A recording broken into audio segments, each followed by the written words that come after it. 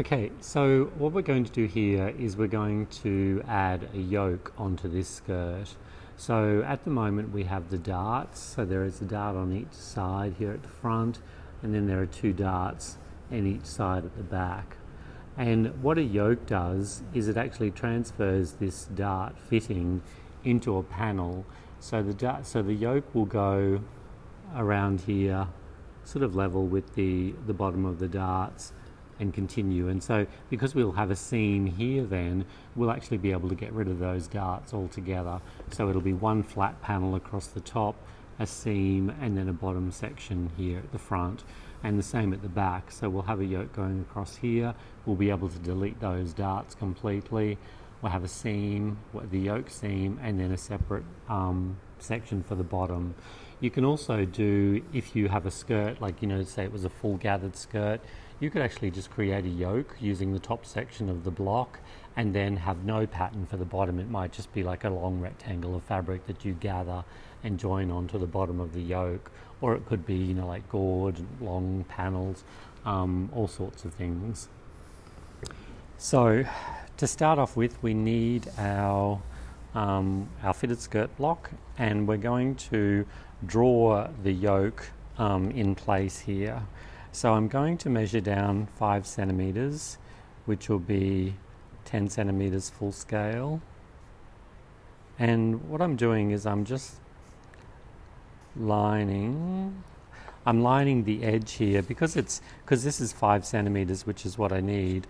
I'm lining this edge of the grading ruler up with the top edge there, and as I move that around, I'm copying on this side here, and you'll see that it's not a completely straight line. It's parallel to the fitting on the waist, and what we'll do now is trace out this section, and we'll get rid of that dart. So to start that, we just need to it comes down to this, touches the center front at this point. It just happens to be exactly where that arrow is, but you can see where the line comes in. So we trace the center front here, and then we want to trace around the block until we come to the front of our notch there. Now I just have to do this here. You could use a tailor's awl and you could prick it through like every 5 millimeters or so. I've got a tracing wheel, so I'm just going to run the tracing wheel along the bottom edge there. Try and keep it nice and straight. You probably can't see the little holes that it's made there, but we'll show you how that works in a minute. So I've done the middle section there. Now I need to get rid of the dart, and I get rid of the dart by pivoting. So I put my pencil at the end of the dart there, and then I push this around so that I'm actually folding this shut. So I've twisted this to get rid of that dart shape and close that dart. Okay, so then I continue to go around the side here, down the side, and now I just need to trace off this little section here. I don't need to trace down there because that dart's not going to exist in a minute anyway, so we don't need those lines on our new yoke piece. Whoop. So I've just run my ruler along that line, my tracing wheel along that line there, and now I'll pick it up, and you can see that we have one continuous line. Rather than having the dart here, we have a continuous line at the waist. And now I just need to, so the line of little marks is along there from the tracing wheel. Yeah, you can see that. So, oh good. So I just need to join those together into a solid line. And really important that when you come to the center front here, that it touches the center front at a right angle as well, because remember, this is only half of the yoke and there'll be the other half as well. We'd cut this on the fold, so if this doesn't touch the center front at a right angle, it'll either sort of like go slightly down or slightly up, and it won't be even. The same for the waist here, but that should be just a reflection of this right angle here anyway. Okay, so just Mark, that's got rid of that little peak, hasn't it? Yeah, exactly. So because this it looks a little bit odd here, but when I've closed this, you can see that this line, you know, actually goes up straight and then it comes out into a clean line like that. Okay, so that's our top section. We'll add seam allowances shortly, but we'll just go through the bottom section here. So the bottom section, all we're doing really is the most of the work has been in the yoke, and this bottom section is just a matter of tracing off. So I know that my yoke starts there on the arrow line, so I trace down all the way down to the hem, across to the side seam, up the side seam, and I'll put a little mark there to indicate my hip line, and one on the other side as well as a reference point, and then I'll go all the way up to the top here. Okay, so I'll put a little mark just in case things slip around, and now I just need to trace that line through again. So this is exactly the same line as we did before for the bottom of the yoke. So I've traced along there, and now you can see those lines. I'm just going to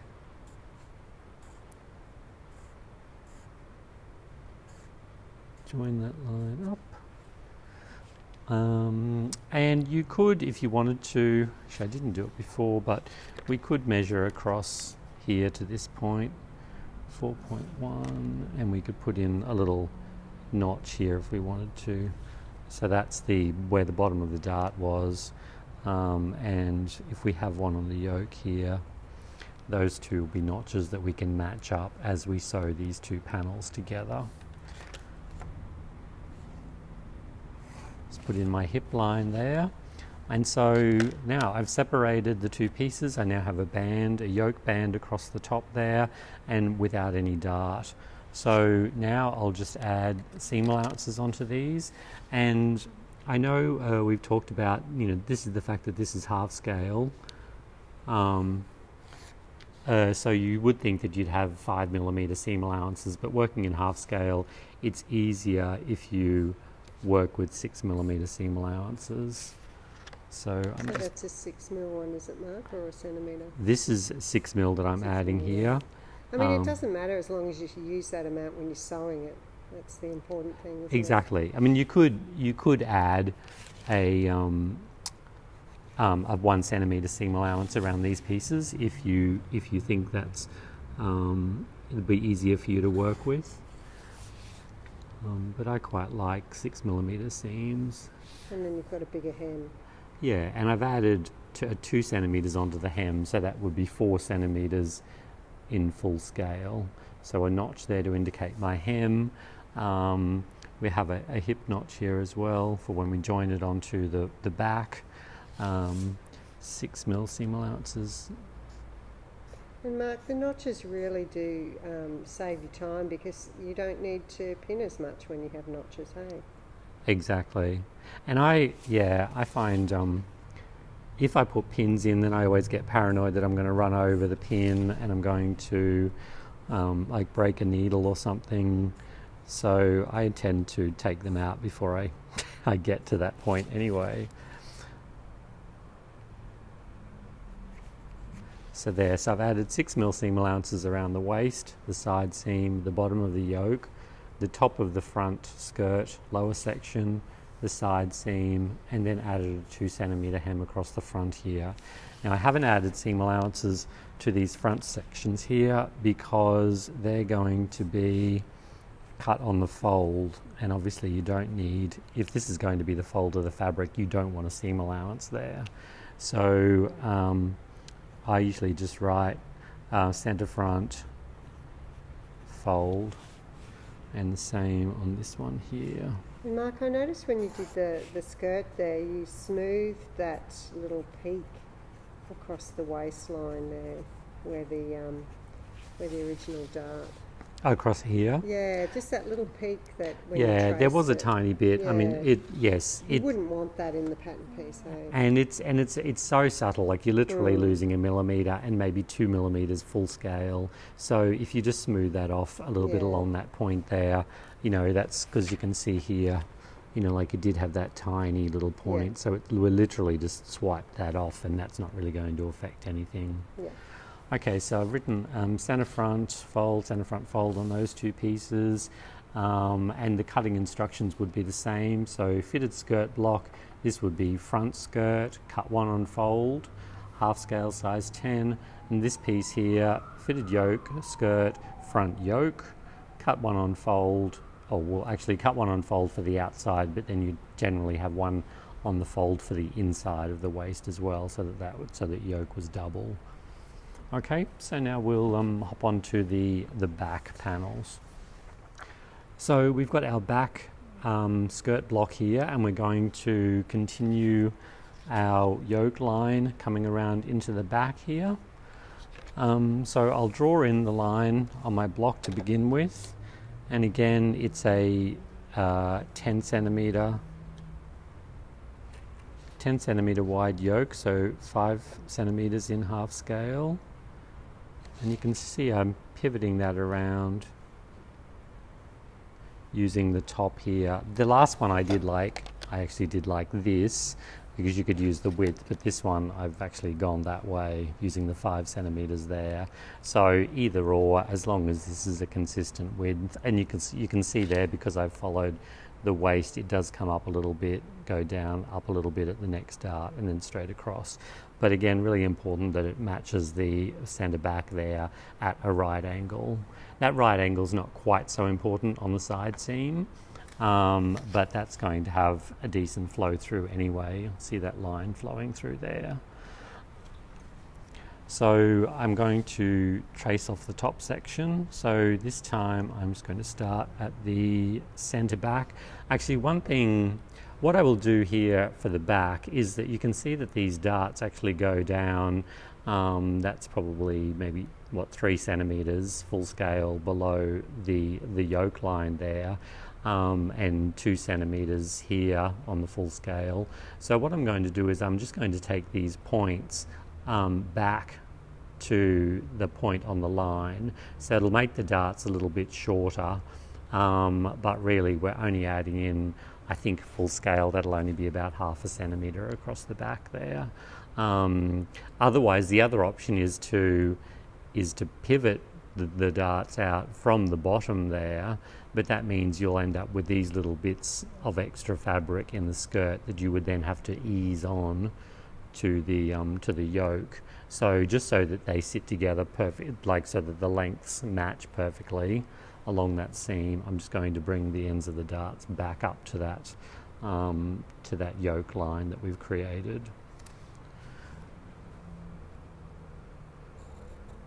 So down the centre back, a mark for the bottom of my yoke. I go out, you can see, so I've just marked out to the centre back arm of this first dart here, and I'm going to put my my pencil on the end before I do that, I'm just going to draw in the bottom of my yoke. So use the tracing wheel to get over there to the dart point. So that's already traced out. Otherwise I'd have to go back and do it later. So now I'll put my pencil on the end of the dart there, or my new end of the dart, and then spin that around until the first dart matches the second one here. Okay, and then I just continue drawing out to my second dart arm. I need to fill in this little bit here, so I use my tracing wheel to get over to the next dart, and from the end of the darts I'm moving this end up onto the yoke line there, and just spinning that around until the dart arms match here, or the point, the original dart arm matches the second one. And then down the side here, put that in, and then I just have to draw in this last little bit here. Now when I take this off, you'll see that this shape is much more curved. So this was my original one here, which only curves up this much, but this one curves up a lot. And that's because we only had one dart in the front, but we have two darts in the back. So obviously there's more fitting in the back, and the more fitting is to go into the small of the back, whereas in the front, there's a belly in the front, but in the back, just below the waist, the waist slightly curves in, which is why we need more darting through the back of the garment, and why these angles these curves are slightly different and more exaggerated on the back. So I just need to draw in my line now, and I'm using my the holes created by my tracing wheel. Oops, just got a bit up there. You can see them really well. Oh, that's good. I can't see them very well, so I'm glad you can. Okay, so there's the bottom of our yoke here. One thing that I didn't do, which might be good here, is to just have some points where I'm going to put in 2 notches where the bottoms of the dart would be. So I'm just going to put that back into position, and then really it's do just one this way. It's the middle of that section of the dart, isn't it? Yeah, exactly. And you could use your awl to do that as well. Yeah, that's true. Handy. Yep, so I've just marked that there, so there'll be a notch there and a notch there. Okay, so that's our back yoke done. Now we'll do our back skirt, lower skirt. So I've drawn a line. I'll just pop this centre back here on that line that I've created. Now what's going to happen here, like we did on the front, we're ignoring those dart bits that are below the yoke line, because we've already we've moved those points up to there, so this doesn't really count anymore. We can actually cross that out, so we don't have to worry about that. And then I'll just draw this line across. And then you're going to mark the notches. Oh yes, I am. Yes, thank you. Anywhere where you've got a curved seam, it's nice to have some balance notches to... Exactly, because you'll see in a minute that one of this lower line here is going to be straighter than this one, which is more curved. But I'll just run this down the side. And then you don't need to pin it too, you can just bring the notches together. Exactly, and use those as your guides. Notches are your friend. Notches are your friend. Okay, I've just marked in the hip line there as well. So I'll take this off, draw in the hip line. And you'll see here, so what I'll do is I'll actually draw the line as is, so that you can see the shape that it is. Okay, and you can see that there's a tiny little bump here. And either or, I mean, it's fine if you leave it there, but the other option would be that you just smooth that off and just take that little bump off as well. Yeah. So this would be your new line here, and then you would have your marks here for your notches, and these 2 notches would then line up with the notches on your yoke and help you sew together. And you can see how this is curved. So what's really happened is that the darting has been transferred from actual sewn darts into darts that are incorporated into this panel line here.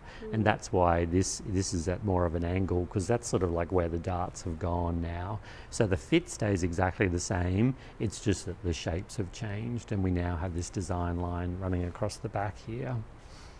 Okay, so we'll just add seam allowances now. So starting at the hem, we had a 2 centimetre hem that we added, 4 centimetres in full scale. Up the side seam here, 6 millimetres. And it really makes it so quick using your ruler, using the lines on your ruler in this way makes it so quick. Yeah, so I'm sitting the 6 millimetre line on top of my stitch line, and then using the edge and just sort of pivoting around to get that shape in small steps. Oops, forgot that I'd taken that off. So the seam allowance there, and important that you transfer your notches from the stitch line onto the raw edge, and the same over here with your dart as well. And actually, with the hip line, yeah. with the hip line, I mean, yep. And then our hem seam allowance there as well. So that's the seam allowance for our bottom section.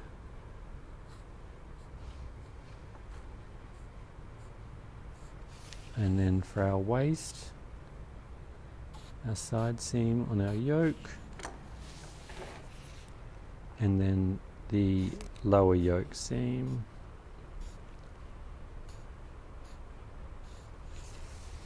And then we're just going to put this on line. And then we've got our notches here, so we're going to do the same on the upper section, transfer our notches onto the raw edge.